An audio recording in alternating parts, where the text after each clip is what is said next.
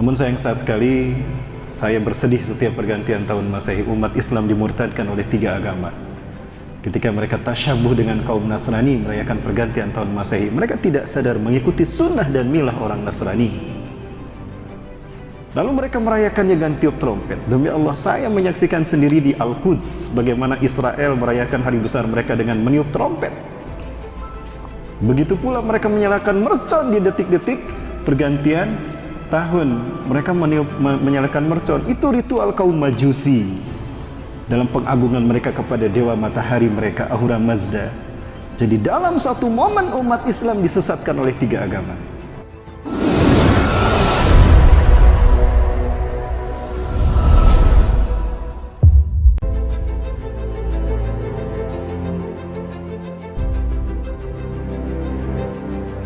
Rasulullah SAW meyakinkan kita dengan salah satu hadisnya, man salaka tariqan yaltamisu fihi ilman sahalallahu tariqan ilal jannah. Barang siapa yang menempuh satu jalan untuk menuntut ilmu, maka Allah akan memudahkan baginya jalan menuju surga. Salah satu jalan yang paling tepat untuk menuju surga bukanlah berkumpul di alun-alun untuk merayakan pergantian tahun Anno Domini atau tahun Masehi, yang sesungguhnya tahun itu dibuat oleh seorang biarawan Katolik yang bernama Dionysius Exiguus. Dia diperintahkan oleh pimpinan gereja Katolik Roma untuk membuat penanggalan Masehi yang titik tolaknya adalah Natal, kelahiran Yesus Kristus. Betapapun Nabi Isa tidak dilahirkan di bulan Desember. Silakan buka dalam Bible Lukas atau Bible Matius pasal 2 ayat 10, 11, 12. Nabi Isa tidak dilahirkan di bulan Desember. Yesus versi mereka lahir di musim panas, di bulan Agustus, di saat kurma berbuah, di saat para pengembala kambing menggembalakan kambingnya di malam hari. Mungkinkah itu terjadi di bulan Desember yang selalu turun salju di Palestina? Tentu tidak benar. Namun sayang saat sekali, saya bersedih setiap pergantian tahun Masehi umat Islam dimurtadkan oleh 3 agama. Ketika mereka tasyabuh dengan kaum Nasrani merayakan pergantian tahun Masehi, mereka tidak sadar mengikuti sunnah dan milah orang Nasrani. Lalu mereka merayakannya dengan tiup trompet. Demi Allah, saya menyaksikan sendiri di Al-Quds bagaimana Israel merayakan hari besar mereka dengan meniup trompet. Begitu pula mereka menyalakan mercon di detik-detik pergantian tahun. Mereka menyalakan mercon. Itu ritual kaum Majusi dalam pengagungan mereka kepada dewa matahari mereka, Ahura Mazda. Jadi dalam satu momen umat Islam disesatkan oleh 3 agama, Nasrani atau Kristen, Yahudi dan Majusi. Maha benar Allah yang telah mengutus Rasulullah SAW dalam sebuah hadis yang beliau mengatakan, la tataba'unna sanana man qablakum shibran bi shibrin zira'an bi zira'in. Sungguh kalian akan mengikuti jejak langkah orang-orang sebelum kalian, sejengkal demi sejengkal, sehasta demi sehasta. Tidak terasa kita terjebak pada milah mereka. Hatta law dahalu juhra dabin taba'tumuhum, sampai pun mereka masuk ke lubang biawak, kalian akan ikut juga. Manhum ya Rasulullah? Al-Yahuda wan Nasara. Siapa mereka itu ya Rasulullah? Apakah bangsa Yahudi ataupun Nasrani? Faman siwahuma? Lalu siapa lagi kalau bukan mereka? Maka saya menganjurkan pada kaum muslimin, kita mulia di hadapan mereka karena keimanan kita kepada Allah. Betul? Yakin Bapak Ibu kita yang paling mulia? Karena keimanan kita kepada Allah. Nah, ini yang harus kita tanamkan, mentalitas ini yang harus ada dalam hati kita sebagai mukmin. Allah Azza wa Jalla sendiri yang mengingatkan kita dan menyemangati kita. Wala tahinu wala tahzanu wa antumul a'laun in kuntum ta'lamun. In kuntum mu'minin. Jangan kamu merasa hina di hadapan mereka. Jangan kamu merasa super inferior, merasa rendah di hadapan mereka. Kalianlah yang paling mulia di hadapan mereka.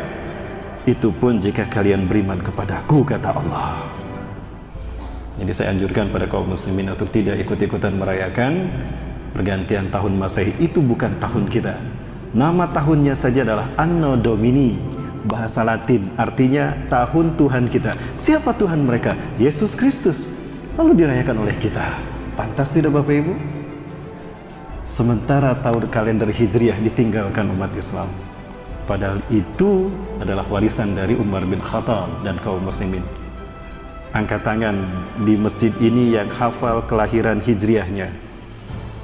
Kalender Hijriah kelahirannya. Halo? Ada Bapak Ibu? Nah ini dia masalahnya.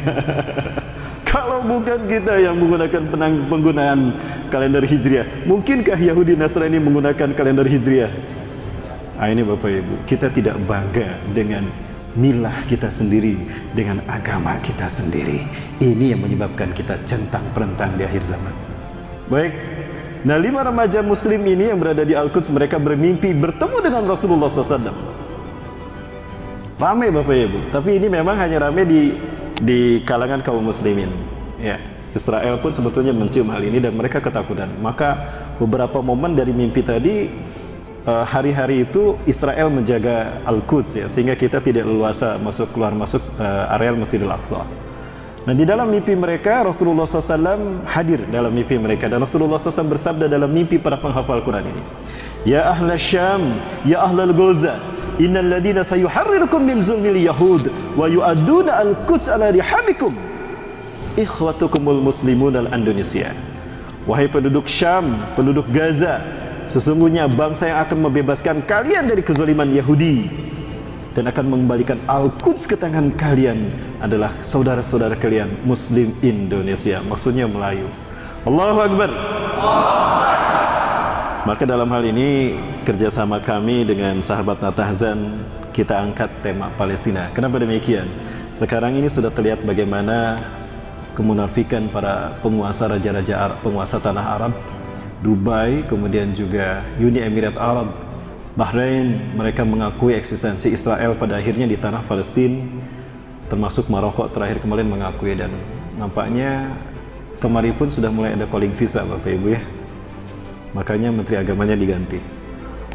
Ya Bapak Ibu, cuma di Indonesia mimpi ketemu Rasulullah diadili, disidang. Di Israel saja tidak Bapak Ibu. Selamat datang di Indonesia akhir zaman Bapak Ibu.